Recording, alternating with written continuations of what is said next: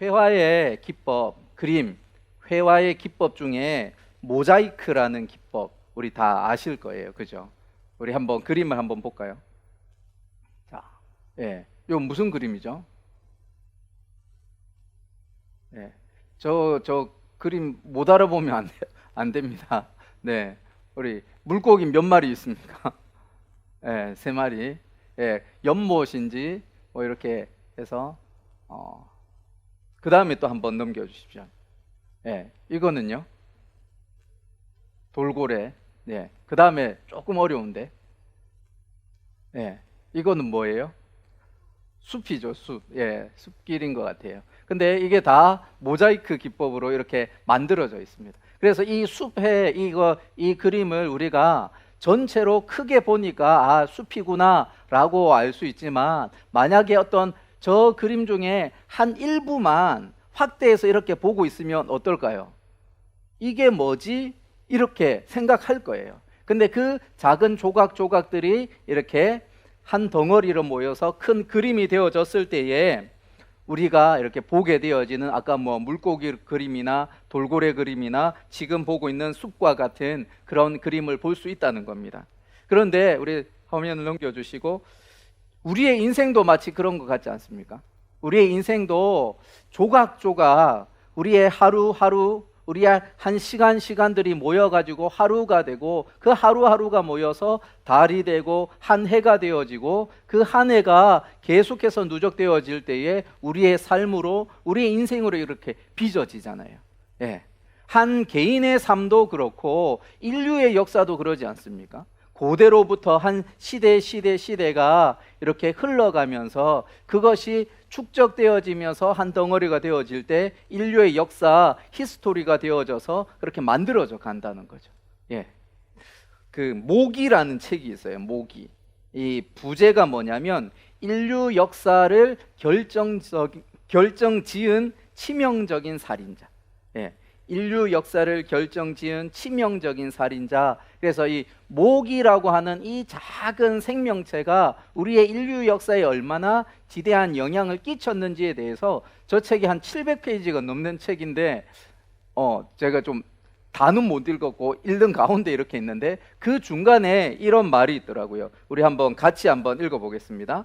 역사라는 창고는 라벨 붙은 박스별로 정리하는 게 불가능하다. 사건들이 각각 고립된 상태에서 일어나는 것이 아니기 때문이다. 역사전 사건들은 보다 넓은 스펙트럼 상에서 서로에게 영향을 미친다.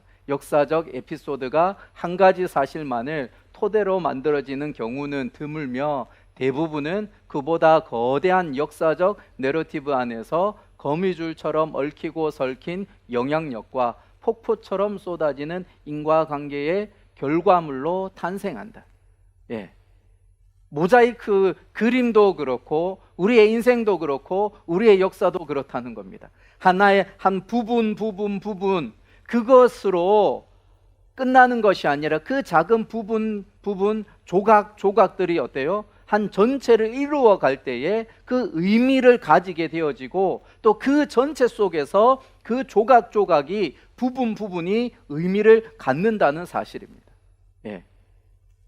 요즘에 이제 우리 사회적 거리두기 하면서 좀 사람들과 만나는 거 우리가 조심하고 있잖아요. 그래서 우리 교회도 그 정부 지침을 따라서 우리가 마스크 착용하고 손 세정제, 손 소독 항상 하고, 그 다음에 체온 측정하고, 또 입구에서 이렇게 명단 작성하고, 또 예배 자리 한번 둘러보시면 아시겠지만 2m 간격식으로 이렇게 자리를 표시를 해놨어요.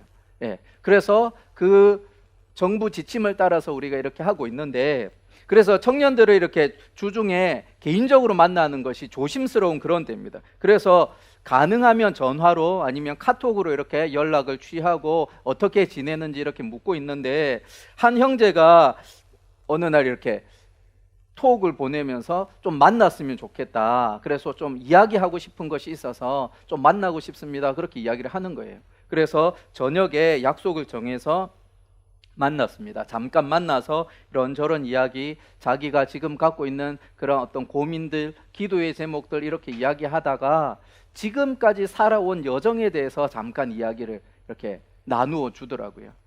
근데 특별히 이제 대학교 때 참 힘든 시기가 있었대요. 예. 참 힘든 시기가 있었는데 그 시기에 정말 저번 주에 우리 다윗의 모습처럼 그 힘든 시기에 하나님을 더욱 붙들고 그가 정말 잘 버텼더라고요. 잘 버티고 잘 견디면서 그 힘든 시간들을 잘 이겨 나와서 지금은 더 아름다운 모습으로 지금 살아가고 있고 또 앞으로도 이렇게 살아갈 것을 기대되는 그러한 지체였는데, 그 친구의 얘기를 들으면서 그 인생의 위기, 특별히 그 가정에 닥친 그 위기를 맞이하였을 때에 그 친구가 하는 고백이 뭐냐면, 왜 우리 가정에 이런 일이 생겼을까? 예. 왜 이런 일이 나를 이렇게 힘들게 하고 힘겹게 할까라고 그렇게 고민하면서도 하나님 붙들고 그렇게 걸어왔는데, 지나고 보니까 그때가 지금의 삶을 그리고 앞으로의 삶을 방향 짓고 이렇게 이끌어 가는데 큰 도움이 되는 그러한 기간이었음에 대해서 그렇게 이야기를 해주더라고요. 그 얘기를 들을 때 정말 그 힘든 때가 그 친구에게 있어서는 참 중요한 의미로 다가올 것이고 그 앞으로의 삶을 이끌어가는 힘이 되겠구나, 이렇게 제가 이렇게 느낄 수 있었습니다. 그리고 그 이야기를 들으면서 저도 그때 그런 비슷한 경험들을 했었던 것이 생각이 났어요. 제가 고등학교 졸업하고서는 바로 대학으로 진학을 하지 못하고 저희 가정 형편상 이렇게 회사에 이렇게 기아자동차에 이렇게 근무를 하게 되어졌습니다. 광명시에 그 소화동이라고 거기 연구소가 있거든요. 그래서 설계하는 그 파트에 제가 근무를 하게 되었는데, 그냥 직장 생활하면 뭐 직장 생활만 쭉 잘해도 뭐 크게 문제는 안 될 거예요. 지금처럼 비정규직도 아니었고 호봉은 낮았어도 어쨌든 정규직으로 제가 취업을 해서 직장 생활을 했으니까. 그런데 하나님께서 저에게 주신 마음에 계속 이렇게 공부하고 싶은 그런 마음을 주셔가지고 그 광명시에서 이제 노량진에 지금 학원가가 많잖아요. 지금은 이제 수능이나 대입 준비하는 학원들은 많이 저물어지고 뭐 임용고시나 공무원 시험 이렇게 준비하는 학원들이 노량진에 더 많이 이렇게 생겼다고 하는데, 그때는 대입 수능 이렇게 준비하는 학원들이 정말 많았거든요. 그래서 제가 그 직장 생활 하면서 야간 수능 준비하는 종합반 이렇게 다니게 되었습니다. 이제 그 거리도 있고 그렇게 하다 보니까 6시에 칼퇴근하는 게 아니라 이 선배들 상사들의 눈치를 보면서 5시 30분에 일찍 퇴근해서, 허락은 받았지만 그래도 근무하고 있는 그런 선배들이나 상사들 앞에서는 눈치는 보이죠. 그리고 거기서부터 퇴근해서 학원에 가서 공부하고 다시 학교 기숙사로 이렇게 돌아오면 거의 밤 12시가 되어집니다. 그리고 그 버스를 내려서 기숙사로 이렇게 걸어오는 그 길목에 보면 치킨집이 있었어요. 그것도 밤늦게까지 하는 치킨집. 그 치킨집 아시잖아요. 이렇게 돌려가지고 이렇게 원적외선으로 이렇게 구운 그 치킨집. 그래서 실제적으로 먹으면 맛은 그렇게 맛있지는 않은데 지나가면서 이렇게 냄새가 날 때는 어때요? 정말 어마어마하게 맛있게 나거든요.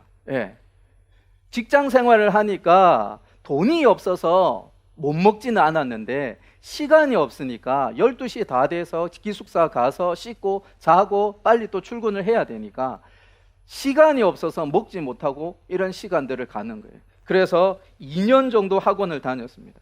그리고 2년 정도 준비해서 제가 원하는 대학에 입학을 하였고, 그리고 직장 생활하면서 이렇게 또 대학 생활을 해야 되니까 야간으로 이렇게 다녔어요. 그리고 야간으로 이렇게 같이 공부하는 친구들이 이렇게 같이 이야기 나눌 때 하는 말이 뭐냐면, 별 보면서 이렇게 학교 다니는 것도 좋기는 한데 해를 보면서 다녔으면 참 좋겠다, 그런 이렇게 우리 넋두리를 이렇게 나눴었거든요. 학교 다닐 수 있는 것도 정말 큰 혜택인데 또 그런 마음이 들더라고요. 정말 피곤하게 직장 생활을 하고 또 이렇게 회사 생활을 하면서 다시 학교 공부를 한다는 것이 사실 쉽지는 않더라고요. 그래서 야간으로 공부만 한 게 6년인 거죠. 2년 학원 생활, 4년 이렇게 학교. 그리고 그 과정들을 보면 대단하다 여길 수도 있고 아이고 힘들었겠다라고 여길 수 있는데 그 과정들이 지금의 나를 있게끔 하는 그런 발판이 되어졌다는 거예요. 예. 그래서 제가 목회자로서 이렇게 신방을 하고 어떤 상담을 할 때에 제가 직장 생활을 했었다는 거, 약 6년 정도 직장 생활을 했었거든요. 6년 정도의 직장 생활을 했다는 거, 그리고 그런 와중에 공부했다는 거, 이런 것 자체가 상담을 하고 신방을 할 때 그분들에게는 큰 위로가 되더라고요. 예. 그래서 직장 생활 속에서 힘든 것들을 이렇게 이야기 나눌 때 꼭 그 집사님들이 하시는 말이 그래요. 목사님은 직장 생활 해봤으니까 아시겠지만 이런 이야기를 하는 거예요. 근데 사실 제가 6년 동안 했다가 하더라도 그 직장 생활은 그냥 말단 사원으로 했었으니까 좀 이렇게 직급이 올라가고 과장, 부장 이렇게 제대로 직장 생활 하신 분들에 대하면 정말 뭐 얄팍한 경험이죠. 그런데도 불구하고 제가 그런 경험을 했다는 그 자체가 그분들에게는 이렇게 서로의 이해를 할 수 있는 어떤 접촉점이 되어지는 거예요. 예. 그래서 만약에 제가 그 6년의 시간들, 힘든 그런 시간들을 없이 살았다면 목회자로서 섰을 때에 오히려 그분들과는 조금은 거리감을 느낄 수 있는, 그리고 우리 청년들하고 같이 이야기 나눌 때도 좀 더 이야기해 줄 거리가 덜한 그런 목회자가 되지 않았을까, 그렇게 생각하는 거예요. 예. 힘든 때였고 좀 없었으면 좋겠는 그런 때였지만 그 작은 기간이 나의 삶을 풍성하게 하는 그런 또한 밑거름이 진다는 사실이에요. 예. 우리 예전에 유행했던 만화책 중에 미생이라는 만화 있습니다. 미생. 예. 저는 미생이라는 요 만화는 만화책으로는 못 보고 우리 저때 드라마. 예. 드라마로 우리 또 이렇게 나왔었잖아요. 근데 그 미생이라고 하는 이 만화책 중에 한 부분에 요런 내용이 있어요.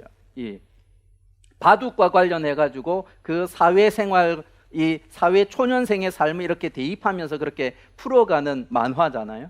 그래서 이 장면 중에 요 만화 이 컷이 있는데 뭐냐면, 곰마라고 해서 둘째 그림에 보시면 곰마가 된 돌은 죽게 두는 거다, 그렇게 이야기하죠. 이 곰마가 뭐냐면 이 살아나기 힘든 바둑돌.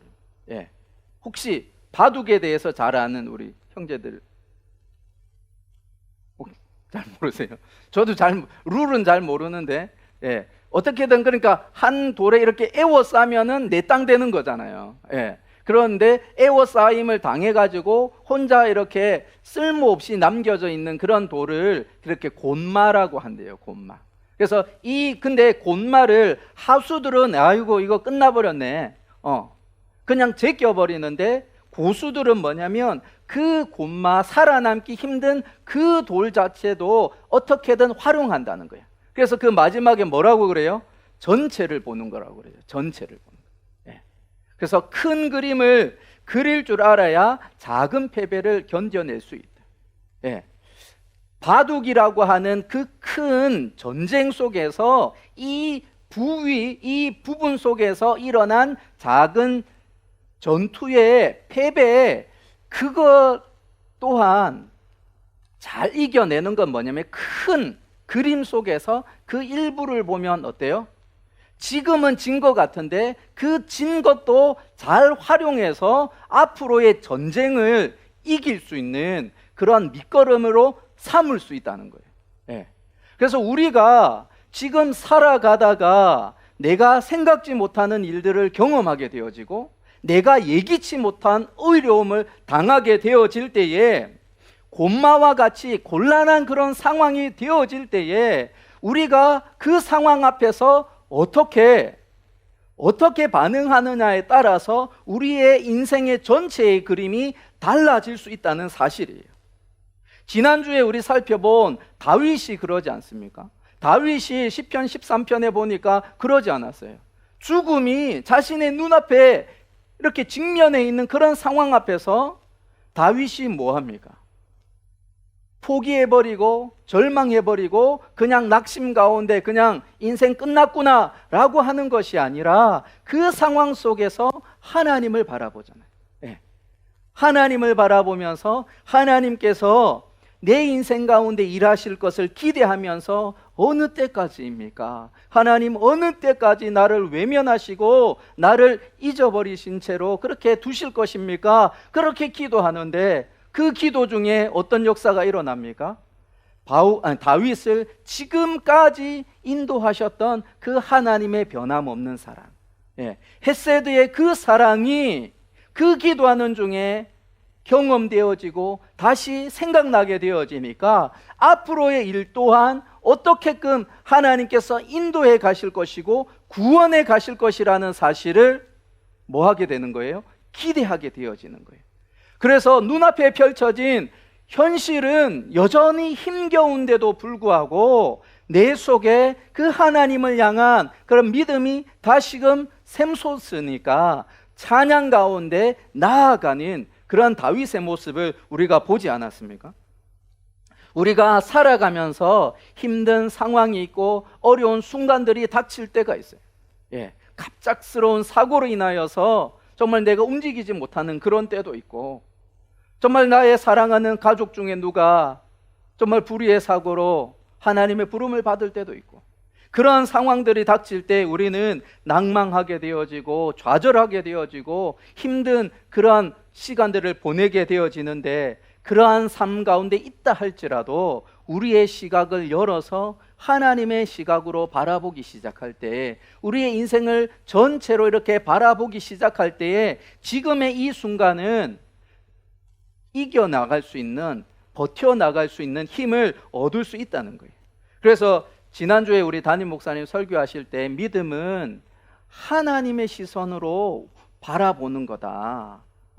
우리의 시선으로 바라보는 것이 아니라 하나님의 시선으로 바라보는 거다. 그렇게 말씀하시지 않았습니까? 하나님께서 우리의 인생을 통하여서, 그리고 우리 인류의 역사를 통하여서 어떤 모자이크 그림을 그려갈 것인지 그 하나님을 바라보면서 그렇게 나아갈 때에 지금 내가 경험하는 그 상황, 나의 힘겨운 그 상황 앞에서도 불안의 시대 속을 살아간다 할지라도 샬롬을 누릴 수 있다는 사실. 우리가 성경으로 돌아와서 우리가 오늘 읽은 본문은 예수님께서 사람들에게, 제자들에게 천국에 대한 비유를 이렇게 하시는 말씀입니다. 그리고 그 말씀의 내용은 우리가 익숙한 거죠. 밭이 있는데 집주인이 좋은 씨앗을 뿌립니다. 그런데 웬걸 원수가 사람이 자는 동안에 은밀하게 와서 그 좋은 씨를 뿌린 밭에 뭘 뿌려요? 가라지를 뿌리는 거예요. 그리고 시간이 흘러서 새싹일 때는 모르는데 어느 정도 결실할 때가 되니까 가라지가 그 좋은 씨앗 속에, 좋은 곡식 속에 이렇게 자라고 있는 것을 보게 될 때 그 하인들이 주인님, 이 가라지 뽑아버릴 거예요. 그럴 때 가만두라 그러잖아요. 그러면서 우리 추수할 때가 되면 그때 같이 다 추수해가지고 가라지는 따로 모아가지고 불에 태우고 곡식은 곡간에 들이자, 그렇게 말하지 않습니까?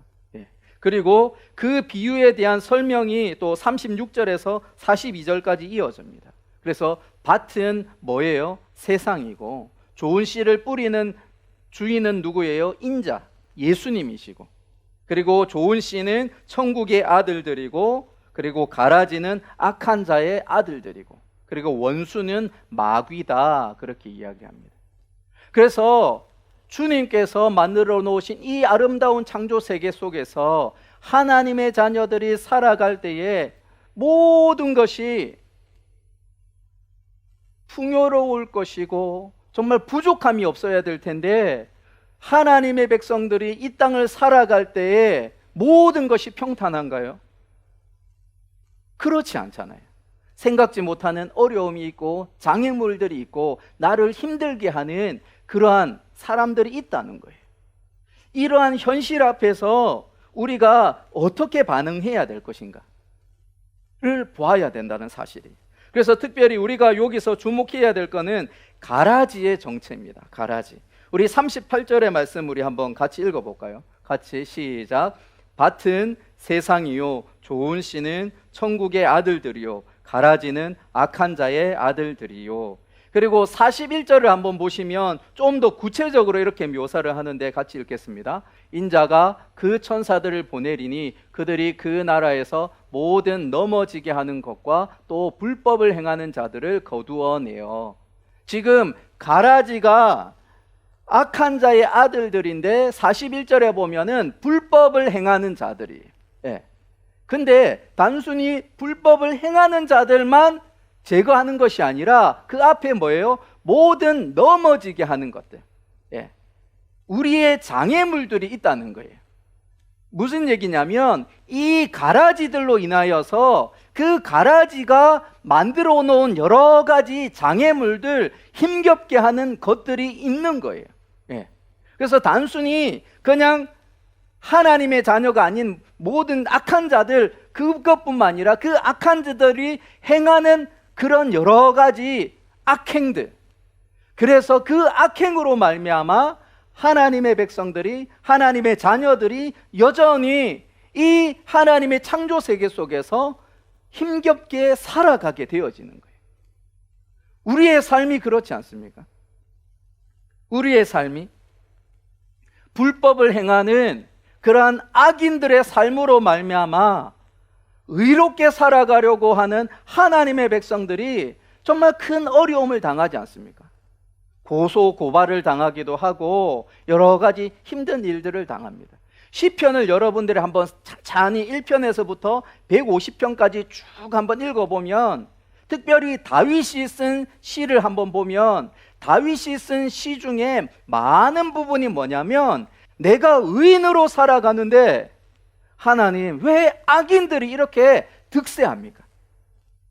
왜 하나님을 모르는 자들이 저렇게 승승장구하는데 왜 의인들은 이렇게 힘든 삶을 살아가야 됩니까? 이렇게 고백하며 하나님 앞에 기도합니다.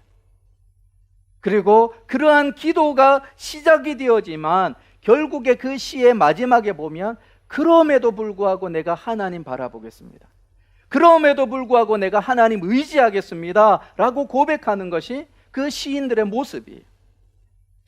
불법을 행하는 악한 자들, 그리고 그들로 말미암아 고통받는 많은 의인들, 하나님의 백성들, 그러한 삶의 모습이 우리의 인류의 역사 속에서 펼쳐지고 있는 거예요.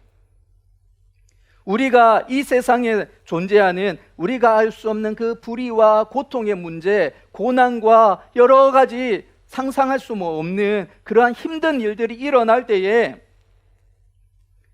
우리가 이 본문의 말씀을 통해서 그 해답의 힌트를 얻을 수 있는 거예요. 지금 우리 코로나 사태로 인해 가지고 정말 예배 드리는 것도 눈치 보이고 그러지 않아요? 기도하는 것도, 함께 소리쳐 찬양하는 것도 눈치 보이는 그런 상황들이 되어져 버렸습니다.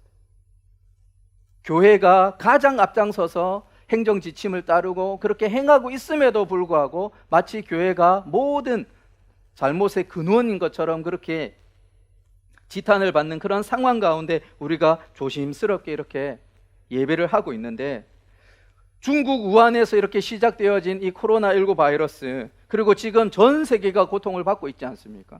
심지어 이탈리아는 어때요? 중국보다 더 심각한 그런 상황 가운데 있습니다. 그리고 또 뉴스를 보면 갓난아이가 유아 침대에 이렇게 누워 있는데 그냥 바람이 휙 날릴 때에 그 아이가 어떤 이불이나 손수건이나 수건에 질식이 되어져서 죽어가는 그 일들. 막 결혼한 신혼부부가 여행하는 중에 갑작스럽게 음주운전을 하는 그런 운전자에 의해서 사고가 나고 한 사람은 사망하고 한 사람은 장애를 입는 그러한 사건들. 사랑하는 나의 부모가, 나의 부모님이, 나의 가족이 생각지도 못한 그러한 강도의 위협으로 생명을 잃게 되는 그러한 사건들. 그거 우리가 뉴스에서, 그리고 우리 주변에서 자주 보지 않습니까? 그럴 때에 우리가 그런 상황에 처했을 때 우리에게 보여지는 반응이 뭐예요? 당혹감 속에서 분노를 품지 않습니까? 하나님, 왜 이런 일이 우리에게 일어납니까? 왜 우리 가정에 이런 일이 일어나야 됩니까? 왜 내 사랑하는 아이가 그렇게 죽어가야 됩니까? 하나님 앞에 원망하고 하나님께 그 모든 것들을 쏟아 놓을 때에 다윗도 그렇게 쏟아내지 않았습니까? 하나님, 어느 때까지 내가 이렇게 살아야 됩니까? 그런 상황 가운데 있는 그들에게 이 우리가 오늘 읽은 말씀이 해답이 되어진다는 거예요. 그래서 모든 우리 주변에 일어나는 모든 일들에 대한 원인을 딱 이것이다 라고 이야기하기는 어려워요. 가장 직접적인 원인은 첫 번째는 나 때문에 일어나는 일이기도 해요. 그러지 않습니까? 내가 게으른 삶을 살았을 때, 내가 부정직한 삶을 살았을 때에 나의 그 다음의 삶이 잘 펼쳐질 것이다, 평안할 것이다 라고 생각하는 것은 그거는 사기꾼이잖아요. 예. 내가 내 삶을 낭비하고 허비하였을 때에는 거기에 걸맞는 대가가 따라올 수밖에 없는 거죠. 그건 나 때문이잖아요. 주중에 전화를 받았습니다. 한 청년인데 우리 교회 청년이 아니에요. 39세의 그 청년인데 대구 지역에서 전화가 온 거예요. 우리 담임 목사님 설교를 듣고 은혜를 받아서 이렇게 전화를 했다고, 그러면서 청년부 담당하는 목사님하고 얘기 나누고 싶다고 그렇게 이야기하더라고요. 그래서 그 얘기를 1시간 넘게 들었습니다. 어떤 이야기냐면 39세의 그 형제인데 지금까지의 삶이 너무 힘들게 살아온 거예요. 예. 그리고 지금 코로나 사태가 일어나면서 일자리도 다 잃어버린 거예요. 예. 그런데 그 주변의 교회에 이렇게 찾아가도 위로해 주는 사람이 없는 거예요. 왜요? 지금 다 대구 경북 지역에 지금 교회가 다 문을 닫고 있으니까. 예. 그래서 생각난 게 우리 담임 목사님이었고 우리 교회여서 전화를 한 거예요. 그러면서 이제 제가 어떻게 하면 좋겠습니까? 어떻게 이 삶을 살아가면 좋겠습니까? 그렇게 묻더라고요. 그래서 답을 해줬어요. 답을 해준 건 뭐냐면, 한번 39이 되는 그 나이까지 내가 어떻게 살아왔는지를 한번 좀 보셨으면 좋겠다. 내가 어떤 삶을 살아왔는지 한번 돌아보고, 그리고 거기에서 내가 잘 살아온 것이 있다면 그것은 꼭 붙들고 계속해서 가고, 그러지 못한 것이 있다면 지금부터라도 이렇게 개선을 하면 좋을 것 같다, 이렇게 권면을 했어요. 예. 그래서 알겠다 그러면서 그분이 한 게 뭐냐면 성경책 좀 보내달라고 그러더라고요. 예. 그래서 제가 보는 성경책이라도 괜찮으니까 성경책 좀 보내주면 자기가 좀 이 힘든 때 말씀으로 위로받았으면 좋겠다, 그래가지고 제가 보던 성경책은 못 드리고 그냥 알라딘에서 이렇게 주문을 해가지고 지금 아마 배송이 되고 있을 텐데 이렇게 드렸어요. 예. 그분의 삶을 우리가 다 알지는 못하지만 그 1시간의 이야기를 들으면서 느끼는 건 뭐냐면, 지금의 삶의 결과는 내가 그 이전에 살아왔던 그런 삶의 결과인 거예요. 예. 그러니까 지금의 내 삶의 모습의 원인은 나인 거예요. 예. 근데 때로는 나 때문이 아니라 하나님 때문에 또 일어나는 일들이 있어요. 우리가 잘 아는 요셉이 그렇지 않습니까? 요셉이 형의 시기로 이집트에 노예로 팔려가지만 그 모든 일들의 배후에는 하나님이 계셨어요. 그래서 창세기 우리 50장 20절을 보면 이렇게 요셉이 고백을 하는데, 우리 한번 같이 읽어볼게요. 당신들은 나를 해하려 하였으나 하나님은 그것을 선으로 바꾸사 오늘과 같이 많은 백성의 생명을 구원하게 하려 하셨나니. 지금 노년의 이 요셉이 그 형들을 바라보면서 이렇게 고백하는 거예요. 형들의 악한 의도가 있었지만 그 배후에 하나님의 역사가 있었음을, 하나님께서 계획하고 있었음에 대해서 이야기를 하고 있는 거예요. 모세도 그렇지 않습니까? 모세, 그 아기 모세, 하나님의 그 특별한 계획 속에서 하나님께서 그 나일강의 갈대밭 사이로 이렇게 보내게 되어지잖아요. 모세의 120년의 삶을 돌아볼 때 하나님의 특별한 계획 속에서 그가 그 삶을 살아가게 되어지잖아요. 그러니까 우리의 인생에 나 때문에 일어나는 여러 가지 일들도 있고 하나님의 특별한 계획 속에서 일어나는 일들도 있어요. 이 두 가지 그 극단 말고 이 중간에 회색지대도 있다는 거예요. 나 때문에도 아니고 하나님 때문에도 아닌 그 누군가에 의해서 일어나는 그러한 사건과 사고, 불의와 그 고통의 상황들이 있다는 거예요.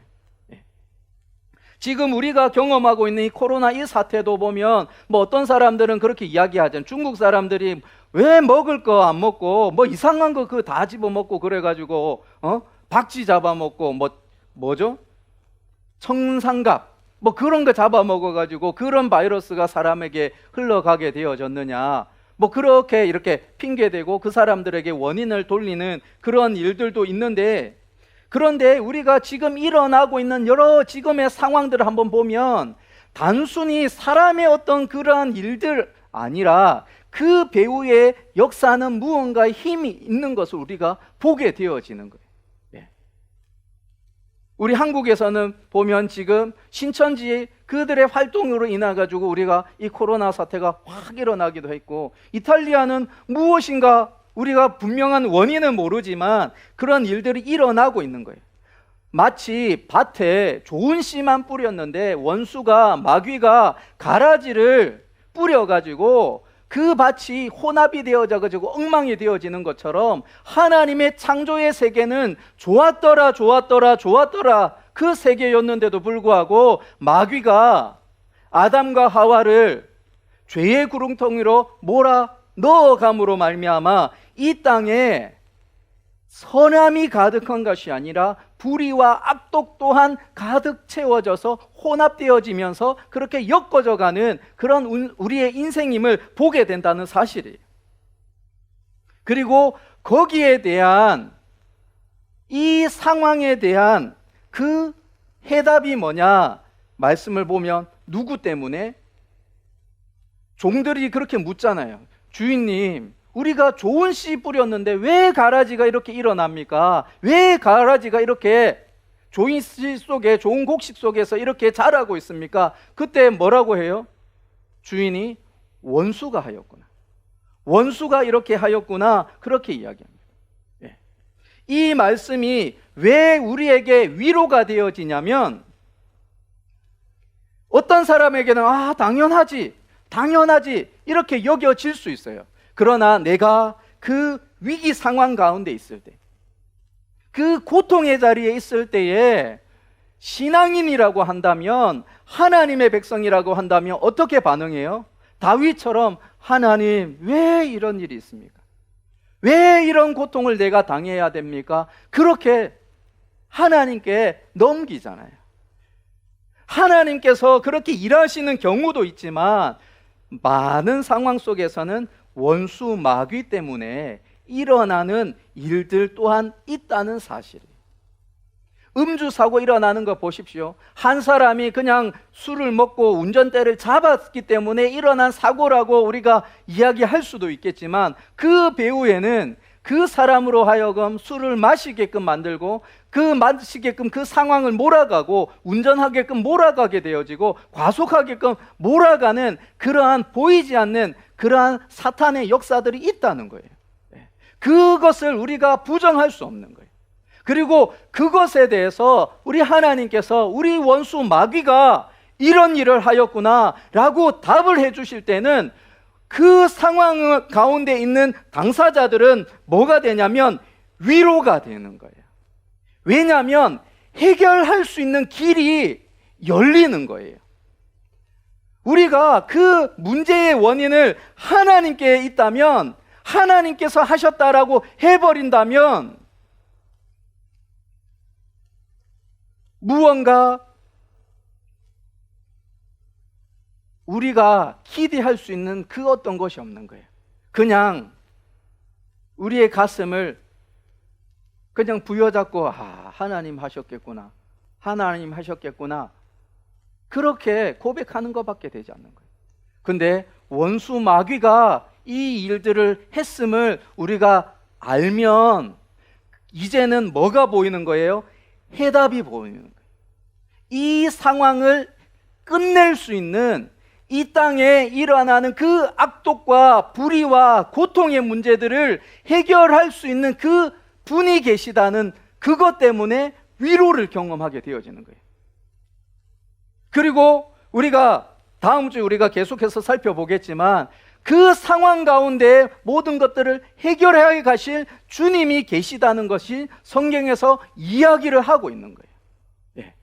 그러니까 어때요? 이 세상 속에서 우리가 고통 가운데 힘겨운 삶을 살아간다 하더라도 마귀를 멸하실 그 주님, 이 마귀의 그 괴계를 다 무너뜨리시고 역사하실 그 하나님을 우리가 바라보게 되어지는 거예요. 그러니까 어때요? 소망이 생기고 우리가 위로를 누릴 수가 있는 거예요.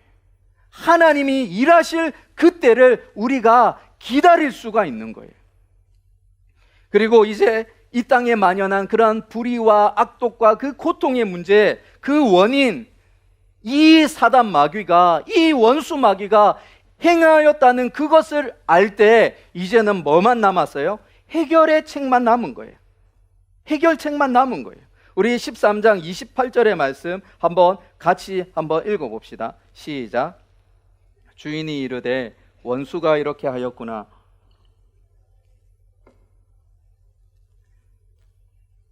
예, 종들이 말하되 우리가 가서 이것을 뽑기를 원하시나이까. 지금 주인에게 뭐라고 해요? 우리가 가서 그거 다 제거해 버릴까요?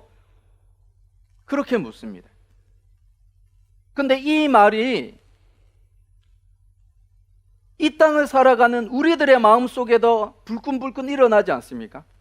내 주변에서 정말 악독을 행하는 포악한 삶을 살아가는 그 사람을 바라보았을 때에 마치 배트맨처럼 그 사람을 처단하고 싶은 그런 마음이 들지 않습니까? 최근에 우리 넷플릭스에서 방영하고 있는 영화가 있는데 제목이 뭐냐면 식스 언더그라운드입니다. 예, 식스 언더그라운드인데 요즘에는 영화를 안 봐도 그 내용을 알 수 있도록 블로그가 잘 설명이 되어져서 이 내용을 제가 읽어봤는데 그 내용이 뭐냐면 이 억만장자예요.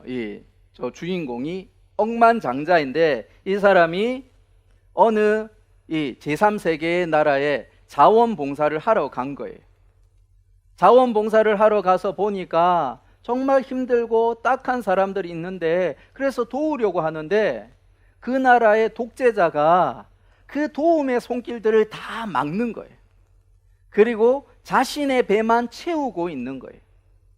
자기가 어떤 방법으로 이렇게 이 힘든 사람들을 돕고 싶어도 도울 수 있는 길이 안 열리니까 어떻게 하냐면 이 사람이 이 6명의 용병, 자기를 포함해서 6명의 용병을 모집합니다. 그리고 그 나라의 독재자를 이제 무너뜨리고 선량한 지도자를 이렇게 세우는 그 과정이 바로 이 영화의 그 주된 줄거리라고 합니다. 예. 이런 영화, 배트맨도 마찬가지고 이런 영화 보면 어때요? 희열감이 있지 않습니까? 기쁘지 않습니까? 그러면서 불끈불끈 손에 힘이 들어가잖아요. 그러면서 나도 해야지. 나도 저렇게 했으면 좋겠다. 그렇게 이야기하잖아요. 그런 마음을 들잖아요. 그런데 직접 내가 하려고 하는데 주님께서는 뭐라고 얘기하냐면 우리 29절의 말씀이에요. 29절의 말씀 마태복음 13장 29절 우리 같이 읽을게요. 시작. 주인이 이르되 가만두라. 가라지를 뽑다가 곡식까지 뽑을까 염려하노라. 지금 이상하지 않아요? 눈앞에 보여지는 불의한 상황이 떡하니 보여지는데 가라지가 이 좋은 곡식 틈틈이 끼어가지고 좋은 양분들 다 빼먹고 있는데 지금 우리 주님께서는 뭐 하냐면 가만두라 그렇게 이야기를 해요. 이 가만두라라고 번역된 이 말을 우리 헬라어 원문으로 보면 어떻게 되냐면 그냥 부정의 표현으로 우라고 하는 헬라어로 우고 영어로는 그냥 no예요. no. 예. 우리나라 말로는 조금 의역을 해서 가만두라 이렇게 이야기를 했는데 그냥 주님께서 말씀하실 때는 그냥 no, 그냥 하지마 이렇게 얘기해요. 예. 가만두라와 하지마는 좀 뉘앙스가 달라요. 그래서 가만두라라는 이 말만 보면 우리가 눈앞에 보여지는 이 불의와 악독의 현장 속에서 가만히 있어야 되는 가만히 있어야 될 것 같은 그래서 그냥 외면해버려야 되고 그냥 모른 채 해버려야 되는 그런 뉘앙스가 느껴진단 말이에요. 근데 그 원문상에서는 그런 뉘앙스는 아니에요. 예. 우리의 삶의 자리에서 불의가 일어나고 악독한 일이 일어나고 정말 잘못된 일이 일어났을 때 우리는 빛으로 소금으로 그 상황들을 개선하기 위해서 그 일들을 해가야 돼요. 근데 지금 이 상황 속에서는 가만두라라는 것이 외면해라, 모른 채 하라, 그런 의미가 아니라는 거예요. 그런 의미가 아니라 이 노하는 아니다라고 하시는 그 주님의 말씀에는 두 가지 의미가 담겨져 있습니다. 첫 번째는 뭐냐면 29절 지금 뒷부분의 그 말씀에처럼 니네들의 방식으로 이렇게 일을 하다 보면 오히려 다른 부작용이 일어나 라고 이야기를 하는 거예요. 하지 마 라고 하는 그 주님의 말씀에는. 그리고 30절에 보면 우리가 살펴보지는 않았지만은 하나님께서 하실 일이 있음에 대하여서 하나님의 계획이 있음에 대해서 이야기를 하고 있다는 사실입니다. 요 내용 두 가지, 우리의 방식 그리고 하나님이 하실 그 방식, 그 두 가지에 대해서는 우리가 다음 주에 좀 더 자세하게 살펴볼 텐데, 지금 우리가 우리의 눈앞에 보여지는 불의한 현실 앞에서 또 내가 경험하게 되는 그 고통의 상황 앞에서 우리는 그것을 두고 볼 때에 하나님 앞에 원망하고 하나님 앞에 불평하기 이전에 그 세상 속에서 하나님이 아닌 그 악한 일을 행하고 있는 사단 마귀가 있다는 것을 우리가 기억해야 된다는 사실이에요. 그리고 그 현실 속에서 하나님께서 행하여 갈 그런 계획이 있으시고 일하실 역사가 있다는 것이에요.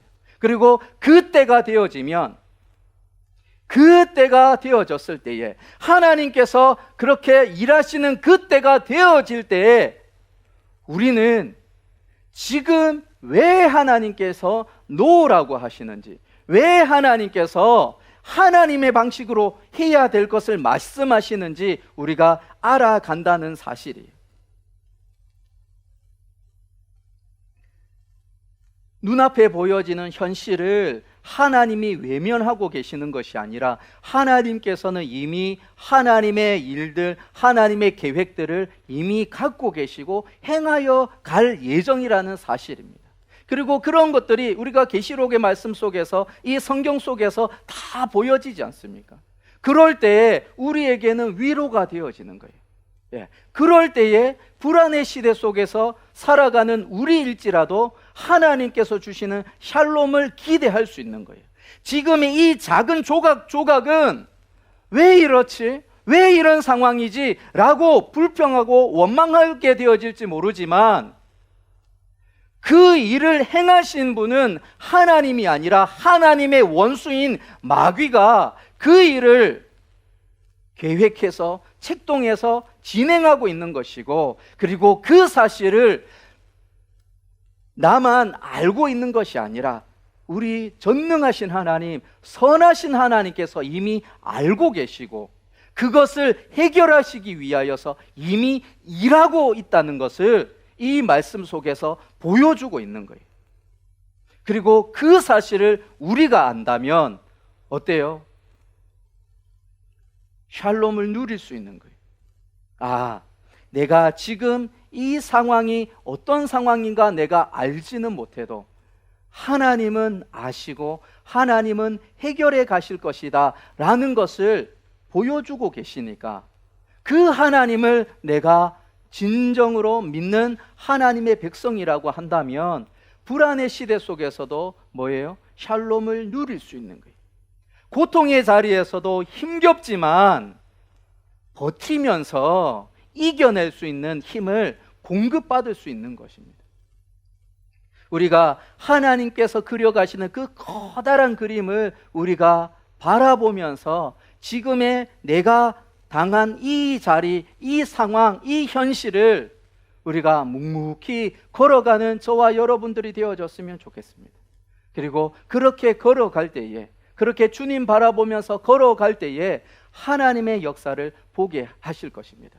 그리고 그 선하신 하나님의 계획들을 볼 때에 우리가 하나님을 찬양하며 나아가게 되어질 것입니다.